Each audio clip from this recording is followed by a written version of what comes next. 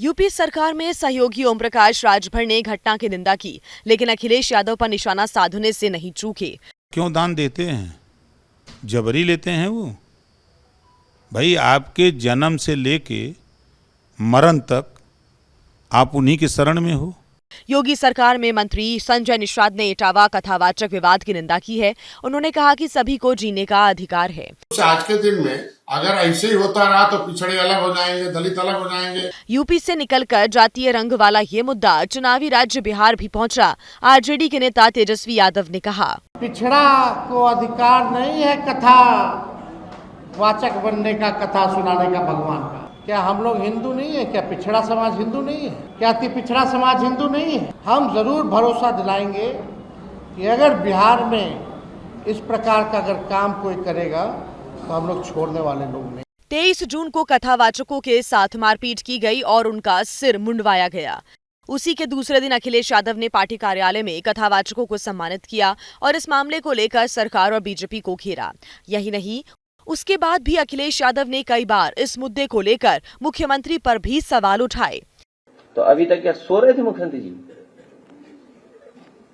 जब जगना था तब जगे नहीं। वहां जेल चले गए लोग, अपमानित हो गए। बताओ, 16 साल की उसकी चुटिया कट गई।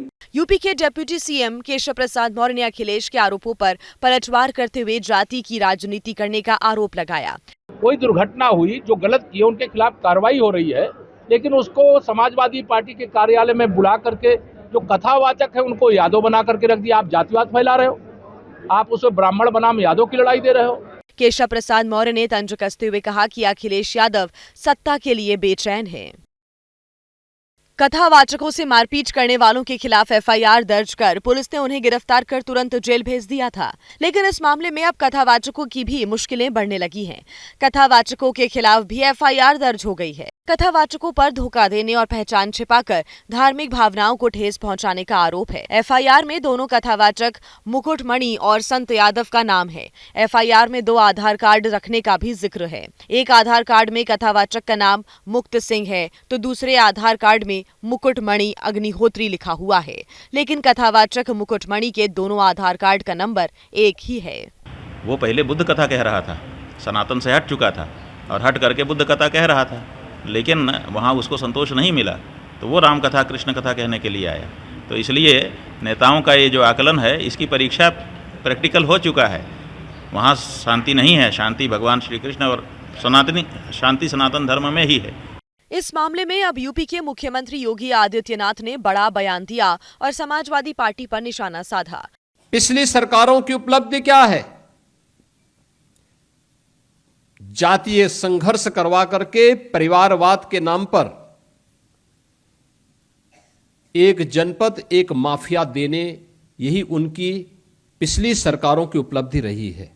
योगी आदित्यनाथ ने आरोप लगाया कि पिछली सरकारों की वजह से जातीय संघर्ष हुए। यूपी के सामने पहचान का संकट था।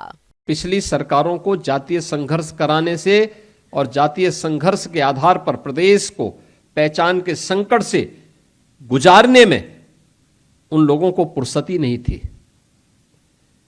वे अपने परिवार के लिए करते थे, उन्हें प्रदेश से मतलब नहीं था।